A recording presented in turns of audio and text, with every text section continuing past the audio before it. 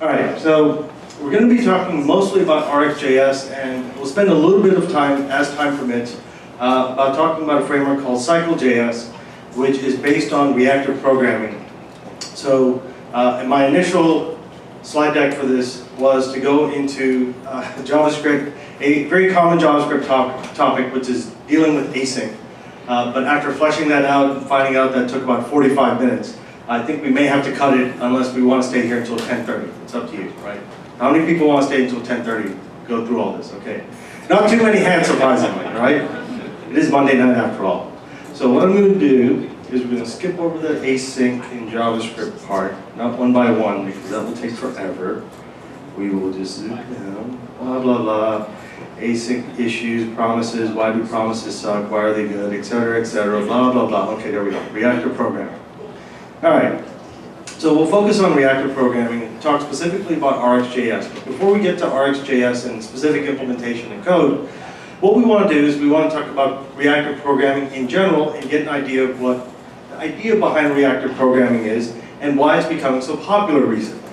So you may have heard of a little company called Netflix. They use reactive programming for doing all their web stuff. So when you go to the Netflix UI on the web, they use reactive programming techniques, as well as on the server side in various different other platforms. They use some JavaScript on the server, but they're heavily a Java-based shop, but they use reactive programming with Java. So in fact, you can do reactive programming in virtually every programming platform there's out there. It actually, and don't laugh and don't cringe, but reactive actually came out of Microsoft in 1997, and the guy who came up with it came up with this great way of doing asynchronous-based user interfaces and server-side types of things. And that's what we're going to talk about in this session. Today you can get reactive extensions or bindings for virtually every programming language, as I mentioned already. So when we think of reactive programming, we think in terms of streams. So let me just flip back. So in the kind of Wikipedia definition for reactive programming is it's programming with concurrent data streams. If you're not familiar with what streams are in programming nomenclature, it's basically you can visualize it as something like this. It's a stream and something that's flowing by, and you can hook into it and say, I want to get these types of noise, these types of events, or these types of signals, or whatever it may be, out of the stream that is coming by. Right? We'll get more into detail on exactly what this means for the web in terms of web reactive programming in a few minutes. Right? So if you're also if you've also been programming for a long time, you may have heard of the observer pattern. Reactive programming is an extension of the observer pattern. It's basically like the observer pattern plus or the observer pattern on steroids or whatever you want to call it, right? Its basis is on the observer pattern, which most of you probably have heard of and may have even used. So when we think of reactive programming, we think of a sequence of infinite events that we want to hook into, right? So we get events until those events are completed, or they may be going on and we just don't care about them anymore. Right? We'll do some code in a few minutes to see how that works. So we have an observable stream of data, and we can visualize or conceptualize that as an observable sequence. So when we think about the web, there are a couple of different ways we can think about this. We can think about what the user's doing with our website. So they're moving their mouse over our website. That is a stream of data, right? That's a mouse move or mouse stop or whatever, mouse end event. Right? When they click on something, that's another event, right? So we get this stream of data that comes from the browser as the user interacts with it and does stuff. So we have an observable stream of data, and we're going to create something called an observable to monitor that stream and do stuff with it. Right? So here's a quick question for you. How many people have ever used some kind of reactive software? I'm not saying necessarily actually, let's start with the programming one. How many folks have programmed with reactive stuff before? Okay, so that's quite a few people. What, you in the blue shirt, which one? In RxJS or some other? RxJS. Okay, so why are you here? No, I'm just kidding. There are a few other folks back here. Yeah, Patrick. I wrote a similar type of thing a while ago. Okay. And I used my own. Oh, you used your own. Which, JavaScript? It was C++ at the time. C++, wow, okay. Anybody else use like any of the other ones, like reactive extensions for C# or Java or Python or Ruby or any of those other ones? No? Okay, so aside from reactive programming, have you used any software which is reactive in nature? How many people have used software? Yeah. Okay, so that's exactly right. The short answer is that everybody in this room has used reactive software before. It looks like this, a spreadsheet. If you've ever used a spreadsheet, this is reactive programming. As you can see from this very simple example, when I type something into that cell, I have a formula attached to it, right? And you can all probably guess what this does. Sum B1 of B3, it produces a sum. So if you change these cells, it causes this thing to get fired, i.e. it fires an event over here which goes and fills in this block of data. And that is the basis of reactive programming. It really is that simple at its very core. Okay? So if you're thinking, oh my god, this reactive stuff is going to be so difficult as I go through this, you might think that it's a little bit difficult to get your head around and get started with. It's actually not. The basis of it is very, very simple. You've used a spreadsheet, you've done reactive programming if you've ever created a formula. One of the great things about reactive programming in terms of the web is that it works really nicely with JavaScript, because JavaScript is inherently a single-threaded, asynchronous-based programming platform. And this is why reactive programming works so well. Reactive programming was in some ways made for this kind of asynchronous type of environment. Okay.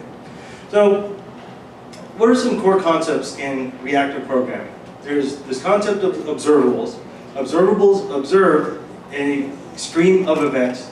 Those observables can have operators attached to that stream of events to go and do stuff, to transform or manipulate the data set or cause side effects. We'll get into a few of those in some detail in a few minutes.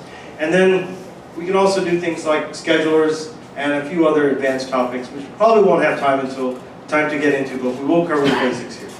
All right, so the first thing with reactive programming, once you have an observable observing a stream, is that you have to have some way to subscribe so that your observable gets notified about those events or those changes coming from the user interface. Okay? Now, those events come from subjects. So a subject notifies an observer about changes by pushing events into an observable, right? And an observable, obviously we're going to create one. The observable will observe those events coming from a subject and will do stuff. So all this will be quantified in code in a few minutes. Right? We also have this ability to do behaviors. So the observer represents behavior for handling events. So we're going to create our own behaviors by wiring up operators to work on streams or events coming from the web browser or even from an AJAX call. Right? So when we make an AJAX call, we can also consider that to be something that is an observable, i.e. it produces a stream of events. The event might be, this thing finished successfully, this thing errored. Right? When you do an AJAX call, you typically have an error and a success callback that you pass to it. We're going to look at this in a slightly different way with an observable. All right, so the reaction to a push event happens asynchronously. This is the reason why observables and reactive programming in JavaScript work so incredibly well. Because the entire platform around observables and reactive programming is based on asynchronicity and less on synchronous types of operations. All right, just a few more slides and we'll get into some more interesting things. So schedulers allow us to manage when observables process events. So you might be thinking, when would a scheduler come in handy if I'm building a web application? Right? So scheduler comes in handy, for example, if you want to do something called sample or debounce an event stream. So you have a text area, and the user, say it's a search text area. Right? So the user wants to go search. Like, just think of an Amazon search or a Google search or something like that. The user starts typing some stuff. Now, you can have them hit a submit button, or you can have it just start searching as the user's typing, right? Like when you go to Google and you start typing, what happens? Google starts searching immediately, right? There is a kind of a submit button there, but you don't have to wait for it. Google Instant just starts searching immediately. Or if you use like an autocomplete, that's another example where we make some kind of API call to go query the data that somebody puts into an input field. The problem with that is we don't want to search every time the user punches in a character. What we want to do is wait a little bit of time until the user has had time to type something out that means something, right? So you could start typing out headphones and say H-E-A-D, and if you start searching right there, and you search on Amazon, God knows what kind of result you're going to get, right? You want to wait until they put in headphones or earphones, right? They get to some level of completion. And that's where a scheduler comes in. You can say, don't read from this event, or don't tell me that these events have come in for half a second, 1 second, or 2 seconds, and then let me know that someone has started typing in this text area and tell me what that result is. So that's where a scheduler comes in handy when you're building web stuff. We'll have a look at that if we have some time again in some code demos. Right? So once we have our stream events coming in, we want to apply some operators to them to go and do stuff. We may want to massage the data, we may want to make an API call, but operations can be performed in the form of queries so that we can go and do stuff in a meaningful way with the events, i.e. the data that's streaming in from the browser or even from the server. We'll code up an example of that in a few minutes as well. But the basic premise behind this is we have an event stream, we have subscribed observables, and then we attach operators onto that observable to go and do stuff. And so far we're all talking pie in the sky, but trust me, we'll get to a place where it's more tangible. Now, in terms of RxJS itself, RxJS is a reactive streams library specifically built for for JavaScript. It does, the core of RxJS essentially combines two different things, observables and operators. Right? That's what we're going to focus on for most of the rest of this talk. Right? In terms of observables, again, observables are just functions that tie an observer to a producer. Right? So we're starting to go away from the theoretical, what's reactive and what's observable, and talk specifically about implementation. So in JavaScript, observables are just functions that tie an observer to a producer. And there are two different types of observables that we can use and or create inside of RxJS and JavaScript. There's something known as a hot observable. These are streams that happen outside of our control, pushing even when it's not subscribed. So some examples of this are just user events, right? The mouse moving, UI events, HTTP requests. If you're building something inside the mobile browser, you can get GPS data as well, for example. Right, so these are all things which are just happening in the background, and we may or may not be listening to them at a specific point in time until we tell the observable to hook into that specific stream. So this is what's known as a hot observable. Right? And on the other side of hot observables are what we call cold observables. These are more like an iterator, where items are captured, and we only start pushing when we subscribe. So if we have the simplest example of this is something like an array. Right? So we have something that is an array, and we say, okay, attach an observable to this, and then the elements of that array basically stream through our observable. It's more or less at that point in time, it's just like doing a standard iterator, or doing a loop, if you will. Okay? But other types of cold observables are streaming from a static file that you may have, making an API call of some kind to a server, or reading from a database. Okay? So these are all cold observables because the data set only starts when you tell it to start. All right, so just a quick example of how this actually looks in terms of an observable within some JavaScript or some code. All right, so when we have a cold observable, we basically have the producer on the inside of our observable, and once we've hooked this up, it will start, the producer will know that it needs to start producing and start outputting or iterating over its data. And a hot observable is, as you can see, the producer is on the outside of this specific observable. So this producer is already producing stuff, and when we actually start up this observable is when we actually start getting data. So we may have missed some data that's already come and gone. Right? So we'll mostly be working with hot observables, but we'll get there in a minute. All right, so in terms of operators, what are the things that we can hook into an observable to go and do stuff? There's actually a huge number of these. Right? There are observables in these different categories: creation, conversion, combining, doing math, time, exceptions, select, etc. I'm going to flip over to my web browser for just a second here and show you some of the operators that are available. I'll make this a little bigger so you can read that in the back. Let's see if I can do this with one hand. Right? So here's, for the creation category, create, defer, empty, from, observable, just range. Transforming, we're going to use a couple of these specifically. We'll use map, and we might use flat map as well.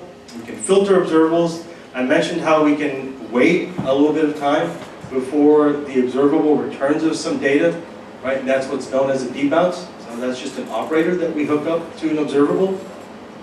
We can do a filter against a data set to say, hey, I just want some of these. Just give me the last thing. Give me the first thing, etc. And then there's all sorts of different ways of combining observables Right, so I'm just going to quickly scroll through these. I'm not going to talk about all of them because, as you can see, there's a whole ton of them. So we don't really need to go through all of them to get the stuff that we want to understand for this session. All right, so we'll look at some observables or operators in a few minutes. But let's first think about how we can create an observable. So the basic API for an observable is actually fairly straightforward. We have the onNext function, onAir, and onCompleted. So what this allows us to do is if we wanted to create an observable by scratch, instead of hooking it into a stream, we could say RxJS, observable create, and use this function. And when we run this block of code, we'll see in just a second here, what we get is, well, let's do this first. Let's create the observable and talk about how we subscribe to it to get data out of it. So this is how we create an observable, right? So there are cases where creating an observable is something we want to do rather than hooking to an existing stream. So if we go back, or go to the next slide, this is how we then subscribe to that observable. We say, subscribe to the observable. For the next function, in this case, all we're going to do is just look at what's next.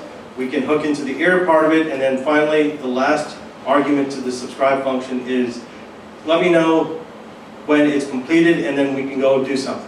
Right, so let's run a quick code sample here to give you an idea of what this looks like. I have to put this down here. I should have worn a shirt with a pocket today, yes? All right, so let's go look. Can you guys read that? Let's make that a little bigger. So what I've done in this case is I've just shortened the syntax here. So what I do is I say rx.observable from this array. So this creates an observable. This does a transform against it, as you'll see in just a second. .subscribe, x, console.log. This is what the onNext prints out, onAir, onCompleted. So let's go run this really quickly. Right, and if we go look at the output in here on the bottom, let me make this a little smaller so the folks in the back can see that. So you can see I just ran this. And our sequence here is a 1, 2, and 3. And we have x, arrow, x plus x. And most of you are familiar that this is ES6 arrow function, so it's just a function declaration. We could rewrite this using standard ES5 JavaScript and functions if we wanted to. But you can see that what we're doing is we're just doing an onNext and printing that thing out. So you can imagine what happens here is we get 1, 2, 3 plus itself, so we get 2, 4, and 6. And so this is a very simple example of an observable where we create an observable and we do some kind of transform before we even put it into the stream and subscribe to it. All right, so let's actually look at an even simpler one here. All right, so for this specific example, we're going to create an observable by saying RxObservable create. Probably remember this from before. onNext 101, onNext 103, and then signal that this observable is completed.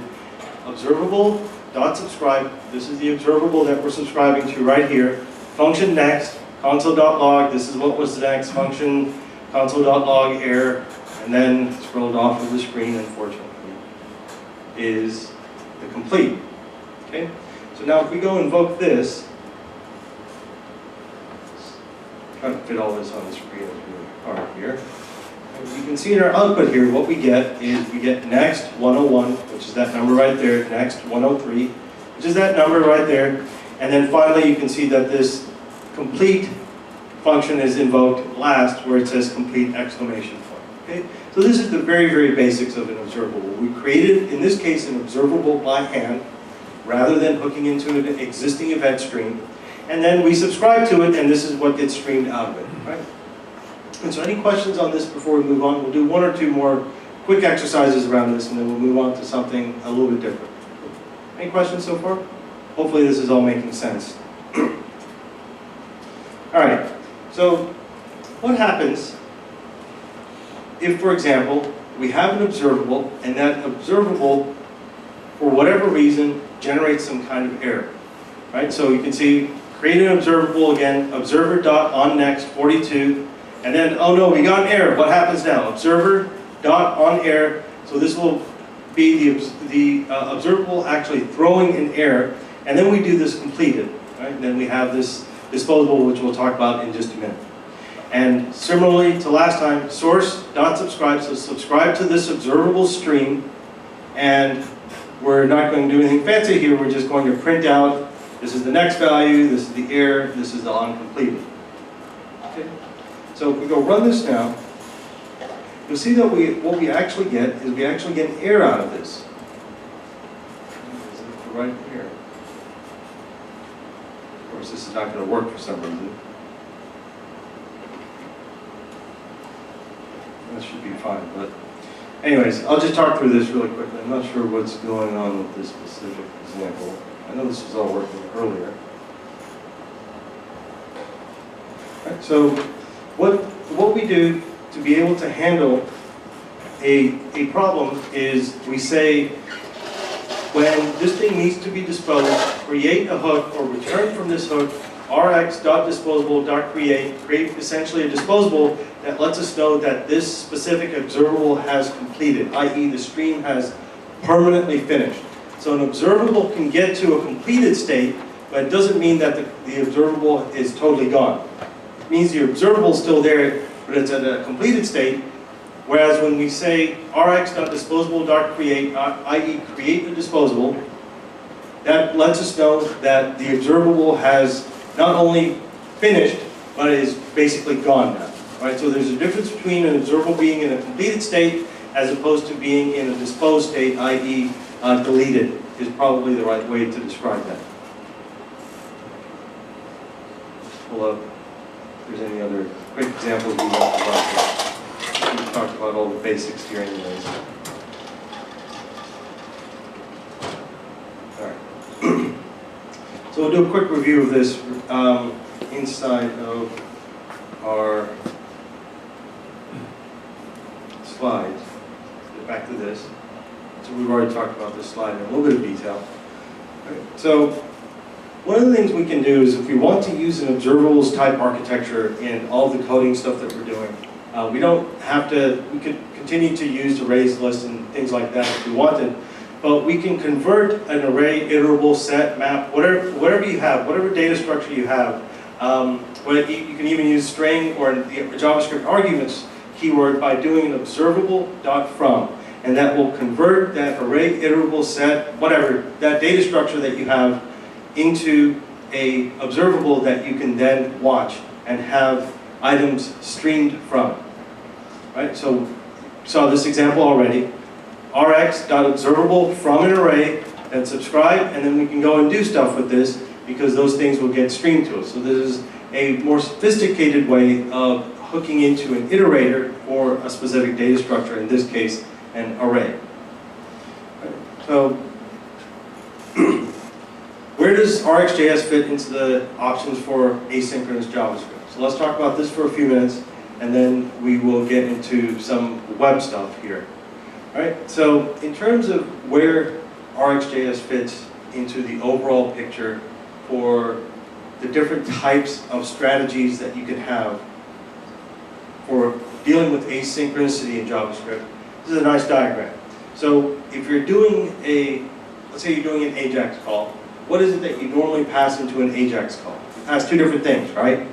You'll pass a success and an error callback. Those are just functions. So that is what's on the bottom left. We have a single way of, in a mostly synchronous way, dealing with asynchronicity, i.e. by using a function. Right? So you can see that you pass a function into another function as its parameter, and it will get invoked whenever the function wants to invoke that callback. Similarly in JavaScript, we can use promises when we need to be a little bit more asynchronous and have some sophistication.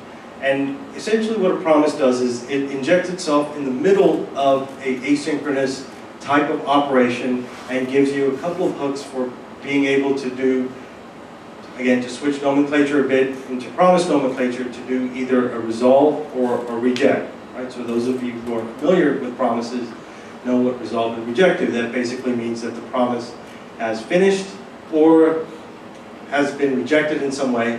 One of the problems with promises is that promises aren't something that you can cancel or something that you can query and say, hey, are you done yet? Have you done what you're supposed to do?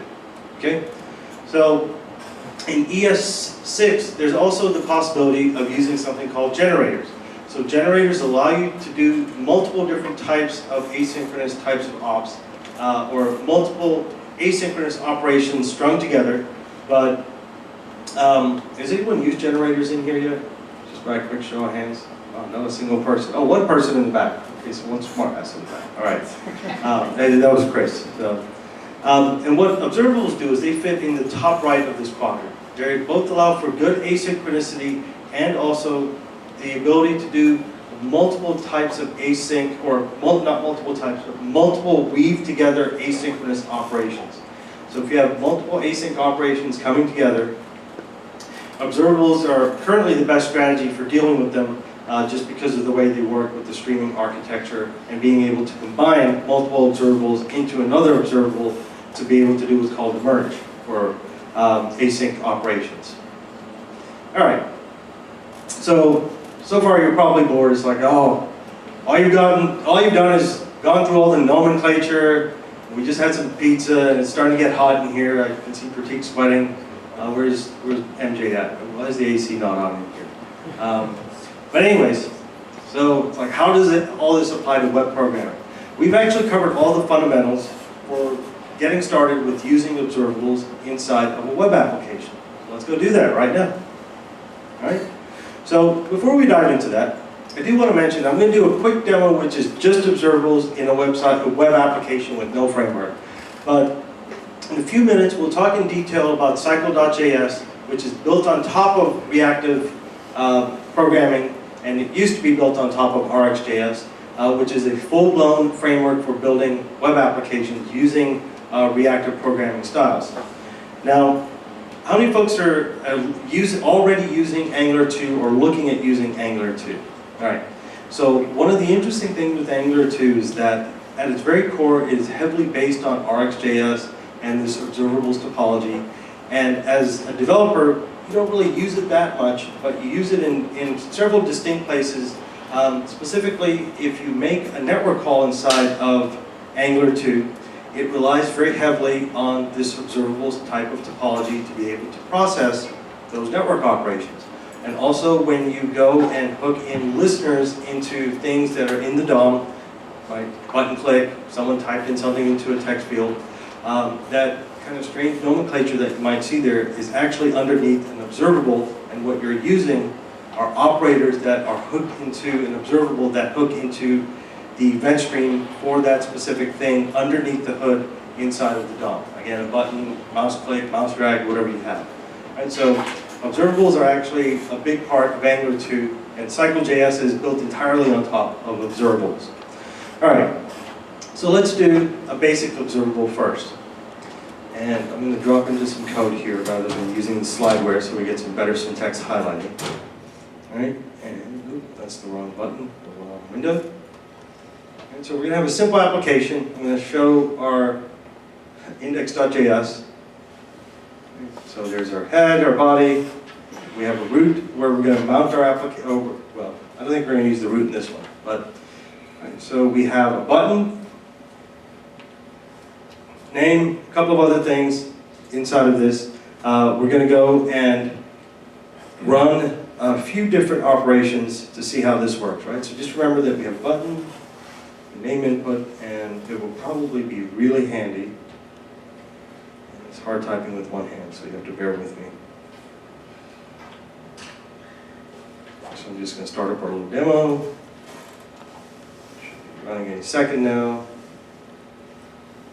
Pay no attention to the wizard behind the curtain. Right, what is all that stuff? All right, so here's our simple web application. You can probably guess what these things do. So you can see I'm punching that as I type hello, how are you?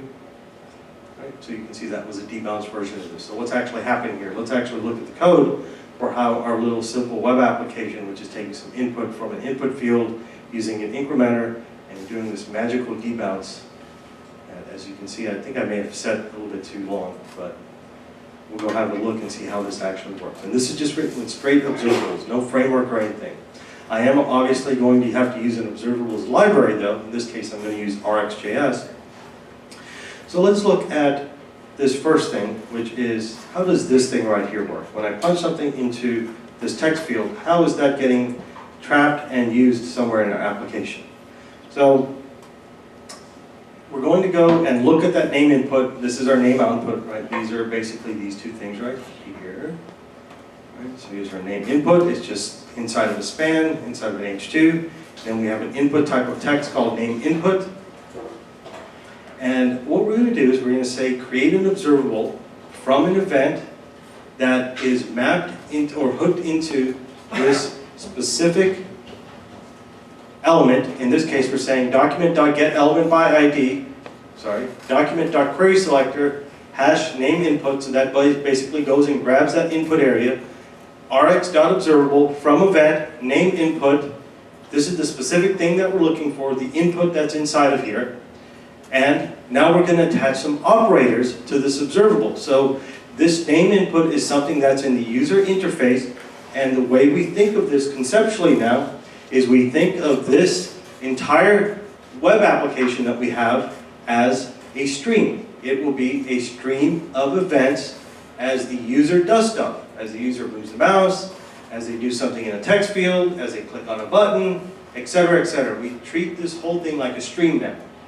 In this case, what we're specifically doing is we're saying hook it to the stream of events that is produced by this name input, HTML input area, and then let's apply some Rx operators against it to go and do something. So the first thing we want to do is say, as the stream comes in, do a dot pluck for target comma value. And what a pluck does, that's a very specific operator that reaches into a data structure and pulls out a very specific thing that we're looking for. So if you're familiar with what happens when you have an event inside of a browser, right? You don't just get the stuff that's inside of the text field. What you get is you get an event, right? And inside of that event, there is a target. And inside of that target, there will be the actual value that is inside of the thing that the event was done on. So what we're doing is we're traversing into that data structure and saying, for the input field, for the event that's generated, grab the target and go get me the value. Once we have the value, run a map against each one of those items, and this is an ES6 arrow function saying, take that thing, do an item.toUppercase, and then finally let's subscribe to this. So after we've done stuff with the data as it's coming in, subscribe to this observable, and in this case all we're doing is we're saying name output, which is that document.getElementById for name output, .inner HTML equals the thing that comes out into our subscribe after we processed it a little bit. And that's where this uppercase is happening. You may have noticed that earlier, right? So let me flip back really quickly. All right, so if you notice here, if I just type my name in, I'm typing it in all lowercase. And you can see it's getting spit out in uppercase though. How's that happening? That's happening because, again, I go grab the value out of the event for that specific input or for that stream coming from an input in the browser, and I'm specifically saying go and do a map against it and convert it to uppercase. If I go in and comment that out and go save it, should reload our application, and now you can see that is no longer capitalized, right? Well, whatever, I misspelled my name, but you get the idea. Okay? So this is what it means to work in a stream-based, event-driven architecture. You get the stream of events that come to you, and then you transform them. Pardon me, where's my water? Oh, here it is. You transform them to be what you want so that you can process them accordingly. And once you process them, you can go and do something with it. In this case, all we did was just print it back out directly into the DOM. Okay? So this is the kind of very basics of using observables inside of a web browser. Don't spill water on your laptop. Okay. All right, so before we move forward, there's got to be at least one question out of the crowd here. I've gone pretty fast here. I know I probably haven't explained every little detail. Yes, sir? So if we're listening to the stream, and every letter you type, when it's setting the inner HTML, is it rewriting all the letters or is it appending it? Okay, so the question is, right here on line number 13, when I do name output.inner HTML equals E, is it appending it or is it rewriting that, basically the inside of that I think it was an H2 tag, right? Is it rewriting that completely every time? The short answer is, in this specific case, it's not appending to it. It's actually rewriting it every time. Okay?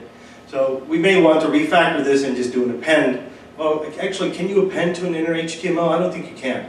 You can append a child onto a node, but you can't append into the inner HTML. I think you have to set it in JavaScript. Okay? But that's not a big deal in terms of performance, I think. More questions? Excellent question.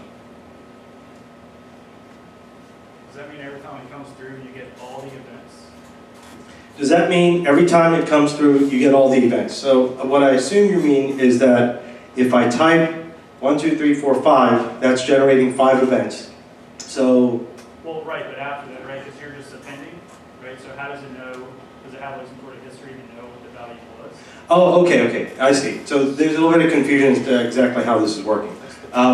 Right here, we're getting an event with event.target.value. So that's actually getting the entire value, right? It's getting the entire value, right? We're not just getting the delta. In this case, we're just saying, just give me the whole value, not the specific keystroke. So that's how this is working. Okay. More questions? Good questions so far. Anybody else? Yes, sir. Will these examples set the state of the web page directly in the callback to the subscribe function? Is that like the observable thing, or is there another? Okay, so the question is the way that this is encoded, I'm going and setting the state of this specific text or HTML element every time a value comes in, right? So the question is this the way that you would normally do this, or is this a best practice, or whatever? I don't want this to be a cop-out, but the short answer is it depends, right? Sometimes no, sometimes yes. Right? In this case, all we're doing is we're saying we specifically just want to manipulate this one element, or the contents, or very specifically the text contents of what's inside this specific element. So in this case, it's probably fine to do this, right? But not always. You don't want to go in and hammer the DOM by going and resetting a bunch of stuff over and over again. So it really depends on the web application, is kind of the long answer. Right, more questions? Yeah. Yes, sir. So this one, this prompt name is what kind of use? Is there a question that I want to show the name only on their specific event? Right. Okay. So the question is what is this from event doing? This is something very specific to Rx.js. It basically converts an add event listener against a specific item or a specific element into a stream of events. Okay, so that's the first thing here. The .from event just goes and grabs this, well, it's scrolled off the top right now, but it goes and grabs that specific, if I can get to the right place, there we go. It grabs that input HTML element, this guy right here, and it essentially converts it from a standard input HTML text input thing, hooks into the events that are coming out of it. And we're looking for specific types of event here, right? So we're looking for the event that we get here is this. So what we would want to do in this case is we would change the type of event that we're looking for here, right? So if we want to do onboard or mouse or something like that, there are a couple of ways that we could do this. We could go and change this guy right here to look for a very specific thing, like mouse click or mouse enter or whatever.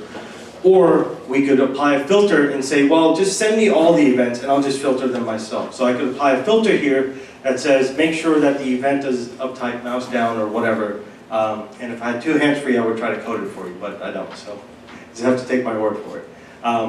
You can either filter it right here, you could do a dot filter, and then it would go and do the rest of the stuff, or you could filter, or you could say, I want to look for this specific type of event coming from this specific thing.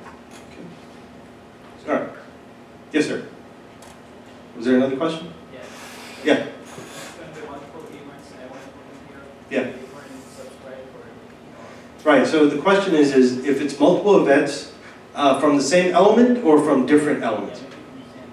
Right, so if it's from the same element, you would probably do a filter and look for, and then do a filter chain and basically use some functional programming techniques to send certain events over here and certain events over here to get processed accordingly. So there are ways to basically split the filter, split the stream into substreams that you could have multiple subscribers for.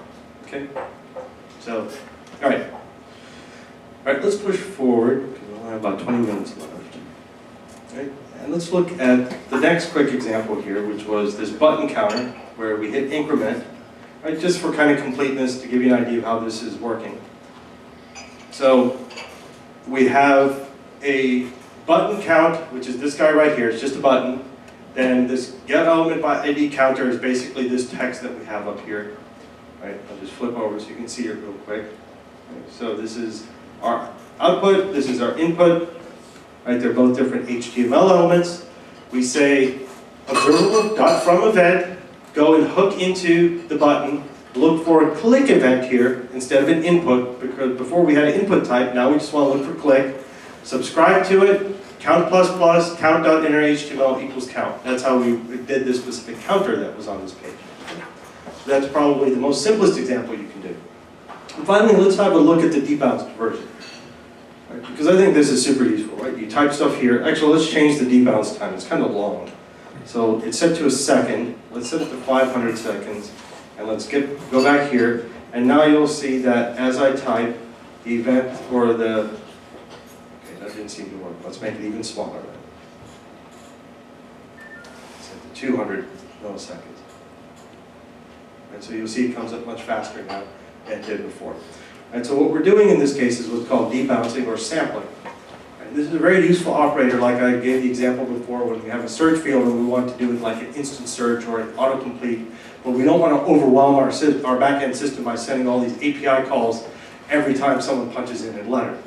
All right, so what we'll do, again, we have our input, we have our output, we say RxObservable from event, look for the input, pluck.target value, go get me event.target.value, because that's what we're interested in. And then you can see what we do is we just inject inside of this chain .debounce 200 seconds, and then go and print that back into the DOM, right? So we might have an AJAX call down here that would go and query the server and get search results or whatever it may be, right?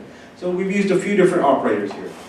Pluck, debounce, subscribe. We used map before in the previous examples when we weren't running stuff inside of the browser.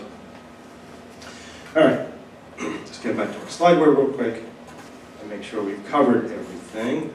So let's look at some of the operators. So we talked about pluck, which is reaching into a JavaScript object or a JavaScript data structure and saying, I just want these things inside of it. Go give me them. Right, that's all the pluck does.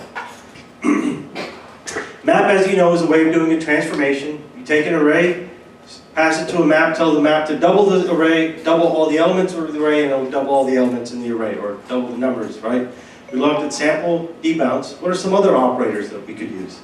We could do a standard reduce, right? So a reduce, if you're familiar with a little bit of functional programming or some utilities in JavaScript, a reduce is a way of taking a large data structure and making it smaller. So a very simple example of a reduce is, say you had an array of numbers. You could add those numbers up by iterating over it, or you could just do array.reduce and basically do x, arrow, x plus whatever, right? And it would go and take 30 things in an array and give you one number, i.e. a sum. That's what's known as a reduce. Take a large data structure, do some processing against it, and return one number or one thing out of it. Okay? We can also do scans. We can take from an observable until a specific threshold is reached. So this can be handy. For example, if we have a text area and we say the maximum amount of stuff that you can put into this text field until we stop processing it is 30 characters, right? So say you had, I don't know, I'll just use a stupid example like a password field. Maximum password field length, 16 characters. If the user types more than 16 things into that, we'll stop taking input from it. That's what take until does. Okay.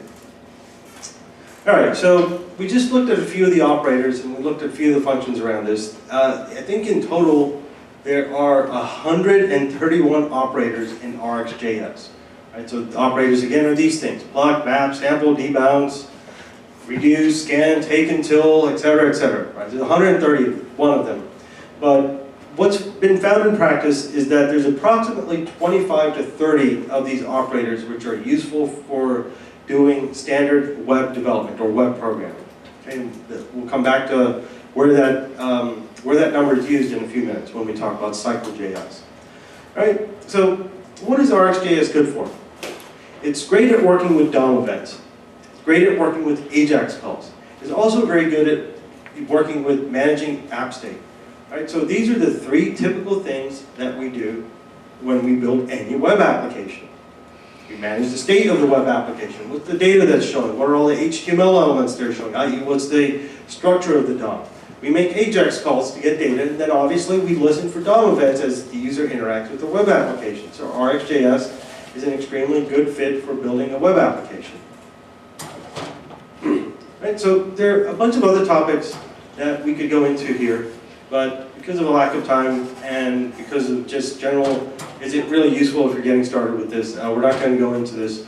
One of the things that we can do is we can unsubscribe to an observable. We can say, yeah, you know what, we don't care about listening for this thing anymore. So let's unsubscribe to it, but still keep it around, i.e. don't dispose of the observable, i.e. destroy it. But we don't really care about listening to this observable anymore, so let's stop subscribing to it. One thing that I mentioned earlier is being able to combine different observables together. We would use an operator called flatmap to be able to process those in a unified way if we wanted to. And then we can also take ES6 promises or any other promises library and hook them into an observable and make them part of an observable. So you can still use promises if you wish. There are certain cases where promises may work better, but say you have an overall architecture that uses observables in RxJS, you can have this promise, put it into an observable, and all of a sudden your promise becomes something that is observable and also cancelable and disposable. Okay? So those are some further topics for exploration at a later time. So now, for the last few minutes, let's talk about Cycle.js. So far we've looked at some very simple examples of reactive programming. Right? We did a couple of simple web examples to give you a flavor for what that looks like. Cycle.js is a complete web framework that is built on reactive programming. It has all the bells and whistles that you would expect. It has virtual DOM, it has ways to hook up to the network, and it's a complete web framework. Okay? So we'll spend a little bit of time looking at this and get an idea of what this looks like architecturally. And the reason why I think that this is so interesting, or why I care about Cycle.js, is because I'm super interested in RxJS. We've started to prototype things with RxJS, and we've had to write some of our own stuff. But Cycle.js is a complete web framework that has thought of pretty much everything that you would need to think of to build a full-fledged single-page web application with. And it also takes a very interesting approach to the way that web applications are built, or how we look at them conceptually. Right? So when we think of Angular 1 or Angular 2, what I think of at least is I think of those as template-oriented or component-oriented, template-oriented component-based frameworks. Right? That's what Angular 1 and 2 are. When I think of ReactJS, ReactJS is a true component-oriented framework, but it doesn't have everything you need inside of it. Right? You have to add routing, you have to add a little bit of this, a little bit of that, and then you have to figure out how to manage app state. So it's not a complete web framework like Angular 1/2 is, but it uses a component-based model. Whereas what Cycle does is it takes a completely different view on this. So on one side you have a template-oriented framework that has some componentry inside of it, like Angular 2. Then you have a full-fledged component-oriented framework like React. And Cycle takes a completely different point of view. It uses, well, we're going to get into that. Right? So the way that we think about a web application in Cycle.js is we think of things in two specific ways. We think of sources, i.e. things coming from the DOM or things coming from HTTP that flow into our application, and we're able to have what's called a pure data flow, i.e. we can apply pure functions to be able to do stuff with that data, transform it, create side effects, make network calls, whatever it may be, and, oops, not yet, let's go back. I did that once or twice. Okay. We can take things coming from those sources, and we send them into sinks that go and create what are called side effects in functional programming. For our purposes, they would be, DOM side effects would be changing something in the DOM. An HTTP side effect would be like making a network call. Okay? So, all right. So sources are our inputs, and sinks are our outputs in Cycle.js. We also have this concept of drivers in Cycle.js. Drivers essentially manage the outputs and the side effects as well as the inputs in a Cycle.js based application. And we'll see what all this means and comes together in just a few minutes. Right? So Cycle.js is based almost entirely on reactive programming. One of the other key concepts is a maximized separation of concerns. So things which shouldn't be conflated are not inside of Cycle.js. And the other thing is because it relies heavily on functional programming and JavaScript techniques, it's extremely declarative and not as imperative as a framework like Angular or Ember or something like that. It's very, very much a declarative framework. And hopefully you'll see that when we get into some code. Right, so one interesting thing is that Cycle.js recently moved away from using RxJS, like the main RxJS library, and they created their own library called Xstream, which is RxJS Lite. It has the same core concepts, it just has a slightly different API, but the core concepts of observables and operators and everything are still there. And the reason why they did this is they found that RxJS has, again, like I said, about 131 different types of operators and a whole bunch of other stuff inside of it. As they were building, they're like, well, we're actually not seeing that we use a lot of the stuff that's in RxJS, so why don't we create our own library that is very much like RxJS, but only has the things that are useful for web developers. And hence that's how they came up with Xstream. Okay? Now saying that, you can actually use RxJS with Cycle.js today. So the Xstream and RxJS implementations are interchangeable, they have an adapter layer. And on top of that, you can use RxJS 4, which is the current production version, or you can use the latest version, which is RxJS 5, which is still in late alpha right now. Okay, so if you're interested in looking at that in more detail. Right, but it can also use RxJS, as I just said. So why is it called Cycle.js? So the core concept is, we have our computer where we're looking at stuff. The user is considered to be an input device. The computer does stuff and it outputs stuff to a screen.